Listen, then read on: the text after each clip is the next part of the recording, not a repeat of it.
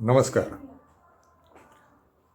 कंटाळा येणं हा माणसाचा अतिशय नैसर्गिक गुणधर्म आहे. काल आपण लग्नसंस्था मोडणार का वगैरे बोलत होतो. तर लग्नसंस्था मोडणार किंवा संस्थेत जे काय अडथळे येतात ते माणसांचा कंटाळा येणं हा त्यातला एक गंभीर भाग आहे. माणसाला अनेक गोष्टींचे कंटाळे येतात आणि किंबहुना माणसाचा प्रत्येक क्षण हा कंटाळ्याचाच असतो असं म्हटलं तरी चालेल. त्याला त्या क्षणाचाही कंटाळा येतो म्हणून तो पुढचा क्षण शोधतो, पुढच्या क्षणाचा पुन्हा कंटाळा येतो म्हणून त्याच्या पुढचा क्षण शोधतो. तर माणसाला आयुष्यात नाविन्य आणि रोमांच हवे असतात. तर नाविन्य कुठून कुठून आणणार पुन्हा पुन्हा? लग्न किंवा संसार ही आपल्या भारतीय परंपरेनुसार दीर्घकालीन आणि सतत बाळगण्याची गोष्ट आहे. मग याचा माणसाला कंटाळा येतो. त्यातनं माणसं बऱ्यापैकी व्यभिचारी होतात. काळ चाललेलं प्रेम प्रकरण तुम्ही जर आठवत असेल तर प्रेम प्रकरणात माणसं फार एकमेकांशी इतक्या आस्थेनं आणि इतक्या मायेनं आणि इतकं मन ओतून बोलतात की मी तुझ्याशिवाय जगू शकणार नाही, मला तुझ्याशिवाय करमत नाही, अमुक तमुक असं सगळं बोलत असतात.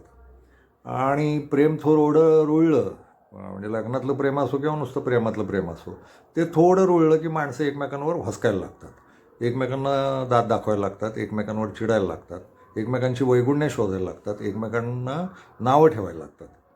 हा माणसाचा स्वभाव आहे. आणि एकेकाळी असं होतं की काही एक मूल्यव्यवस्था जिवंत होती. त्यावेळेस माणसाला कंटाळा आला तरी माणसं जपत राहायची. एक महत्त्वाचं आहे, कंटाळा जरी आला तरी माणूस भावनाशील पण असतो, हळवा पण असतो. त्याच्या प्रत्येकाच्या मेंदूत किंवा मनात एक कोपरा असतो हळवा, आणि तो हळवा कोपरा मात्र त्याला चांगुलपणाची किंवा चांगल्या आठवणींची सवय करून ठेवतो. म्हणजे समजा एखाद्या व्यक्तीचं, आपलं दोघं जोडीदार आहोत आणि आपण एकमेकांशी भांडत असू, तर भांडता भांडता मनातनं किंवा भांडणं झाल्यानंतर काही काळानंतर मनातला तो हळवा कोपरा जागा होतो, तिथल्या हळव्या आठवणी जाग्या होतात आणि माणूस मग ते मध्ये जी भांडणं झाली त्याच्याबद्दल पश्चाताप करतो स्वतःशी आणि पुन्हा जुळवून घेतो. तर ही भावनाशीलतासुद्धा महत्त्वाची आहे. म्हणजे माणसाला कंटाळा येत असला, माणसाला रोमांच नवे नवे हवे असले तरी माणूस भावनाशीलसुद्धा असतो, हे लक्षात ठेवावंच लागेल. ती जी माणसातली भावनाशीलता आहे ती कंटाळ्यावर मात करते, ती रोमांचांवर मात करते. म्हणजे कंटाळा हा किती नैसर्गिक गुणधर्म असला तरी भावनाशीलता ही सुद्धा माणसात आहे, हळवेपणा ही सुद्धा आहे. कंटाळा ही सुद्धा भावनाच आहे. पण आपुलकी, माया, प्रेम ही सुद्धा भावना आहे आणि ती मग कंटाळ्यावर मात करते आणि त्यातनं मग प्रेमातल्या जोड्यांचं किंवा लग्नातल्या जोड्यांचं किंवा घरातल्या एकूणच सगळ्या नातेसंबंधांचं जुळून राहणं घडत राहतं. भांडणं होतात, वादावादी होते, मतभेद होतात, अहंकार पुढे केले जातात, अहंकार मोठे होतात, पण त्याच्या शेवटी पुन्हा माणसं एकमेकांशी जुळवून घेतात. आपल्या कुटुंबातलं बघा, आपल्याला ठरवलं तर आईबापांचाही कंटाळा येऊ शकतो. काय तेच आईबाप, पण आपण नाही सोडत त्यांना, कारण तिथं भावनाशीलता फार जोरदार काम करते. बायको किंवा प्रेयसी किंवा नवरा आणि प्रियकर यांच्या नात्यामध्ये काय होतं, ते बदलायची सोय असते. त्यामुळं माणसं कंटाळा करायची सोय उपलब्ध आहे ती घेतात. आईबापांमध्ये तसं नाही, आईबाप बदलता येत नसतात आणि त्यामुळं मग माणसं आईबापांशी टिकून राहतात. काय करणार, घ्या जुळून, असं ते होतं. पण मी आहे त्यातला भावनाशीलतेच्याच बाजूला. मी मूल्यव्यवस्था हा शब्द वापरला. त्या मूल्यव्यवस्थेतलं सगळ्यात काय होतं, तर एकेकाळी काय होतं, माणसं असलेल्या आपल्या ज्या वस्तू आहेत किंवा असलेल्या ज्या गोष्टी आहेत ना, ती धरून ठेवायची. म्हणजे कित्येक घरांमध्ये 5-5, 6-6 पिढ्या चाललेले पाळणे असायचे. पाळणाच बदलला जायचं नाही. कितीतरी वस्तू अशा होत्या की ज्या बदलायच्या नाहीत. तर ती माणसं त्या वस्तूंच्या प्रेमात पडलेली असायची. तर प्रेम खरं असेल तर मग कंटाळा येत नाही आणि बदल करण्याची गरज पडत नाही. पण प्रेम नकली असेल आणि तात्पुरतं असेल आणि वरवरचं असेल तर त्यात मग कंटाळा येतो आणि मग ती लग्नसंस्था मोडकळीला येणं जे म्हणतोय आपण कालपासून, त्यातलं ते पण आहे. लग्न का करायचं आहे, तर त्यात खोल प्रेम असलं पाहिजे. प्रेम का करायचं आहे, तर त्यात खोल प्रेम असलं पाहिजे. ते झालं आणि प्रेमाची गरज सतत वाढली पाहिजे. मानसिक अनाथपण आहे ना, ते माणसाला प्रेम करायला शिकवतं. मानसिक अनाथपण माणसाला व्यसन करायला शिकवतं. मानसिक कमकुवतपणा म्हणजे व्यसन, आणि मानसिक कमकुवतपणा म्हणजे प्रेमाची गरज असणं. आणि जगातली सगळी माणसं मानसिक कमकुवत असतात.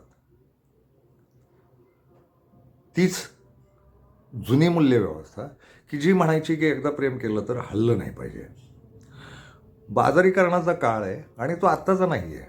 तो व्यापार नावाची गोष्ट माणसाला सुचली ना तेव्हापासून जगात तो अस्तित्वात आहे. पण बाजारीकरण पकड घेत जातं. 1980पासून किंवा त्याच्या 70-75पासून जगात बाजारीकरण, औद्योगिकरण, विक्री याची वाढ झाली. आणि सगळ्यात महत्त्वाचं, एकेकाळी म्हणजे मी लहानपणी एक पेन घेतलं तर ते अजूनही माझजवळ आहे. त्या पेनानंच मी लिहितो. बाजारानं ठरवलं की एक पेन किती काळ बाळगणार तुम्ही. त्यापेक्षा असं करा ना, आता वापरा आणि फेका. मराठीत त्याला यूज अँड थ्रो म्हणतात. यूज अँड थ्रोचा या बाजारीकरणाचा प्रभाव अख्ख्या जागतिक मानवजातीवर पडलेला आहे. प्रत्येक गोष्टीत यूज अँड थ्रो आलं. पूर्वी किती काळ टिकणार असं विचारलं तर 4-5 पिढ्या टिकेल असं म्हटलं जायचं. आता कुठलीही वस्तू किती काळ टिकणार असं विचारलं तर काहीतरी पूर्वी गॅरंटी असा शब्द होता मराठीत. आता त्याला वॉरंटी असा शब्द आला आहे. आणि ती वॉरंटी 1 वर्षाची असते. आणि एकाच्या वर्षाच्या आत काही नादुरुस्त झालं, हे फार महत्त्वाचं आहे. कंपन्या काय सांगायला लागल्या, एकाच्या वर्षाच्या आत काही नादुरुस्त झालं तर आमची दुरुस्तीची जबाबदारी, 1 वर्षानंतर नाही. म्हणजे 1 वर्षात सुद्धा नादुरुस्त होण्याची शक्यता असलेला बाजारीकरणाचा हा नवा खेळ. आणि त्या 2-3 पिढ्या गेल्या ना मधल्या. आताची सगळी तरुण पिढी त्या बाजारीकरणात घडलेली आहे. तिला वापरा आणि फेका हे तत्त्व माहिती आहे. त्याच तत्वात ती वाढलेली आहे. ती पर्वा करत नाही किती मौलिक वस्तू असो. त्या 2 प्रकार तयार झाले, वापरा आणि फेकाच्या वस्तू आणि अँटिक नावाचा एक मराठी शब्द आला. अँटिक. तर ज्यानं आपली बायको आयुष्यभर जपली, किंवा जिनं आपला नवरा आयुष्यभर जपला, किंवा जिनं आपला प्रियकर आयुष्यभर जपला, किंवा ज्यानं आपल्या प्रेयसी आयुष्यभर जपली, ते अँटिकमध्ये गेलं. मग प्रियकर बदलत राहणं, प्रेयस्या बदलत राहणं, नवरे बदलत राहणं, बायका बदलत राहणं, हे यूज अँड थ्रोमध्ये गेलं. वापरा आणि फेका. तर हे बाजारीकरणाचे संस्कार आपल्या सगळ्या नव्या पिढ्यांवर आहेत. माझ्यासारखी मध्येच लटकलेली पिढी आहे की जी आत्ता इकडं पण आहे आणि तिकडं पण आहे.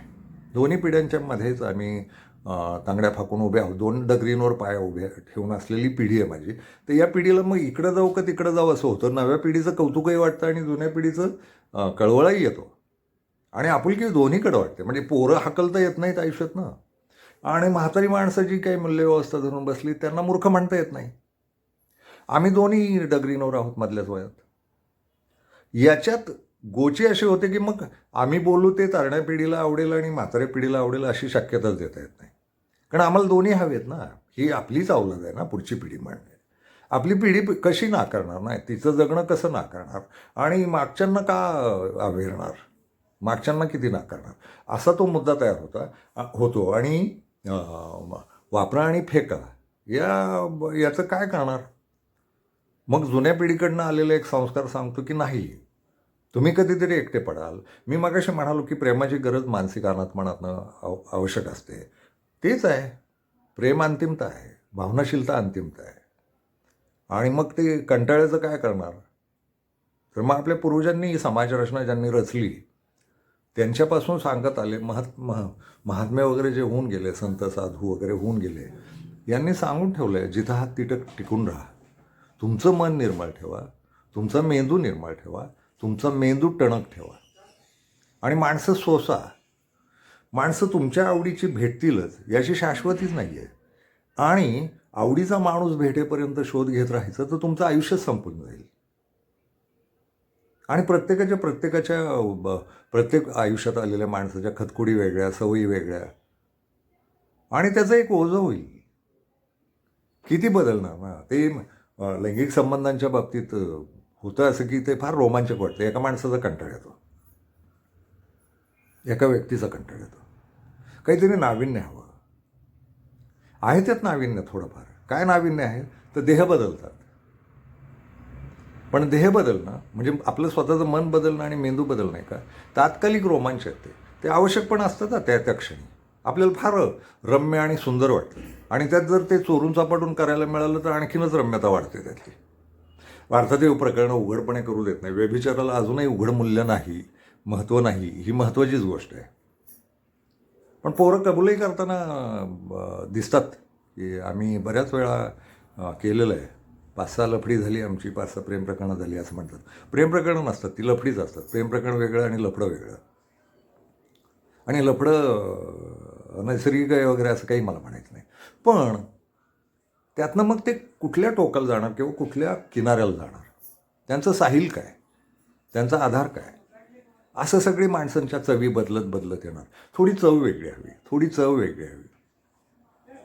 चव महत्त्वाची का जठराची गरज महत्त्वाची, हा मुद्दा आहे आणि तो वैचारिक पातळीवरच घेतला पाहिजे. जठर महत्त्वाचं ठरलं ना, मग चवीला काही अर्थ राहत नाही. माणसं बदलत राहणं हे दिसायला फार छान आणि रोमॅन्टिक वाटलं, रोमांचक वाटलं, तरीही ती जी सोडत गेलो आहे माणसं, ती कोणाला तरी सोडत राहतात, आपण कोणाला तरी सोडत राहतो. हा जो सोडासोडीचा खेळ आहे, हा कुठवर चालणार? एकदा आपण आयुष्य सोडून जातो आणि त्यातला जो बिकट काळ आहे ना, माणसाला माणसांची मदत लागते, माणसांना माणसांचा सहारा लागतो, आधार लागतो. तो असा आहे की तो माणसं आजारी पडतात, हे पण नैसर्गिक आहे. माणसांना आजारपणात आधार लागतात, मानसिक आधार लागतात. वैद्यकीय शास्त्र तुम्हाला औषधांचा आधार देतं. मानसिक बौद्धिक आधार द्यायला ना माणसंच लागतात आणि ती खऱ्या प्रेमाची लागतात. आणखी एक आहे, हे मात्र खूप खरं आहे की माणूस आयुष्यभर खरं प्रेम शोधत फिरतो. ते जी माणसं बदलून बदलून, चवी बदलून बदलून पाहणे ना, त्यातही माणूस प्रेमच शोधत असतो. त्याला ते मिळावं, ते मिळण्यासाठी काय करावं लागेल? तर मला असं वाटतं की लहानपणापासून मुलं घडवताना ती फार पारदर्शी, प्रामाणिक, निर्मळ घडवली पाहिजेत. मग घरं खुली असली पाहिजे, त्या मताचा आहे मी. आईबापांनी मुलांशी खूप खुलून बोललं पाहिजे आणि मुलांनी आईबापांशी खूप खुलून बोललं पाहिजे. त्यांना जर दिलासा आला, खूप माणसं बदलणं यात अविश्वासाचा पण खेळ आहे, हे लक्षात घ्या. म्हणजे आज मला एक बायको आहे, तिचा कंटाळा येणं, त्यात अविश्वास पण दडलेला असतो. मग दुसरी व्यक्ती, मग तिसरी व्यक्ती, चौथी व्यक्ती, ती पण तिकडं तेच चाळे करते. नवा पुरुष, कुठंतरी विश्वास मिळवणं, हे ते मनात असतंच. कोणीतरी आधार होणं, आपल्याला आधार देणं, मानसिक बौद्धिक आधार देणं, आपला बरोबरीचा माणूस सापडणं आयुष्यात, हे माणूस शोधत राहतो. मला असं वाटतं थोडं टणक मेंदूचं घडलं पाहिजे. आईबापांनी सुद्धा आणि मुलांनासुद्धा टणक मेंदूचं घडवलं पाहिजे आणि आहे त्या व्यक्तीबरोबर नीट जगा. तुमच्या बाजूनं तुम्ही प्रेम करा, तरच दुसऱ्या बाजूनं प्रेम मिळेल. प्रेम हा खरं तर घेण्या देण्याचा व्यवहार नव्हे, पण माणसाच्या जगात तो आहे. माणसाला प्रेम दिल्यानंतर प्रेम हवंच असतं. माणूस आदलाबदली करतो आणि बाजारीकरणानंतर तर ही सवय लागलीच आहे. पण प्रेम किती बदलणार हा मुद्दा आहे. लफडी बदलता येतात, प्रेम नाही बदलता येत. तुम्हीच आठवा, तुमच्या जुन्या काळातला आहे, तुम्ही ज्यांच्यावर प्रेम केलं ना, ती मनातनं जात नाहीत. ते एक हळवा कोपरा असतोच. आणि मग पुन्हा किती विभागण्या ना. समजा पुरुष असाल आणि 10 जणींवर प्रेम केलं किंवा स्त्री असाल आणि 10 जणांवर प्रेम केलं, तर ते 10 जण आठवत राहतात कुठल्या ना कुठल्या क्षणी. आणि 11वा कोणतरी बरोबर किंवा 11वी कोणतरी बरोबर असते आणि फार हाल होत राहतात मनाचे, फार हाल होत राहतात.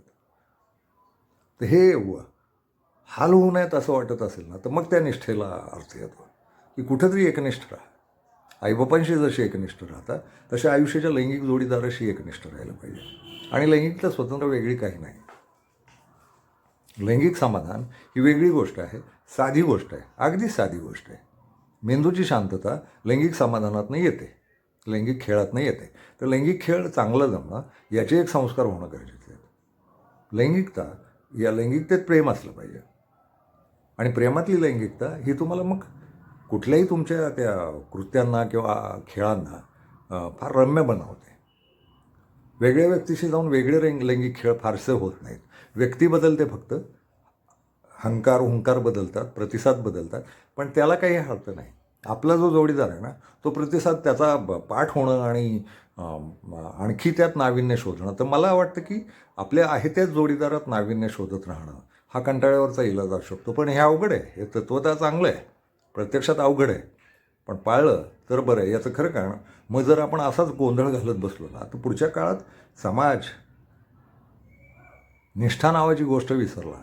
अर्थात ती नसतेच. बऱ्याचदा ते आपण कालच बोललो की फार ढोंगी असतो आपण, तोंडानं निष्ठावान आणि आतनं फार आंतरिक सगळे हे. पण ते वाईट नव्हे, तेही नैसर्गिक आहे. मला त्यालाही नावं नाही ठेवायची.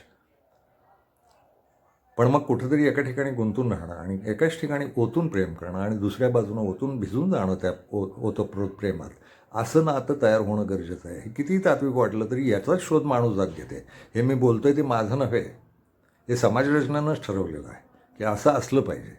आणि तुम्ही त्याच्या तुम्ही सगळेच्या सगळे आणि मी पण त्याच शोधात असतो ना. आपल्याला हवंच असतं ते. आत विचारून बघा, आपल्याला एकच एक तुडुंब प्रेम हवं असतं, एकच एक हवं असतं. आपल्या चुका होतात, आपण भरकटतो, आपण मोहात पडतो वगैरे वगैरे. पण हे याच्या आधी जर आपल्याला सावरलं गेलं आणि खरोखर तीव्र असं आणि टोकदार असं आणि तुडुंब भरलेलं असं प्रेम मिळालं तर माणसं भरकटणार नाहीत. तर तसा समाज घडवणं गरजेचं आहे. तो कसा कसा घडवायचा, त्याच्या काय शाळा असल्या पाहिजेत, त्याचे काय संस्कार असले पाहिजेत, घरं कसली असली पाहिजेत, समाज कसा असला पाहिजे, याच्यावर बोलत राहू. त्यातलं थोडं तात्विक असेल पण काही व्यवहारात कसं आणता येईल हे पण बोलत राहू. आजच्यापुरतं एवढंच. धन्यवाद. भेटू.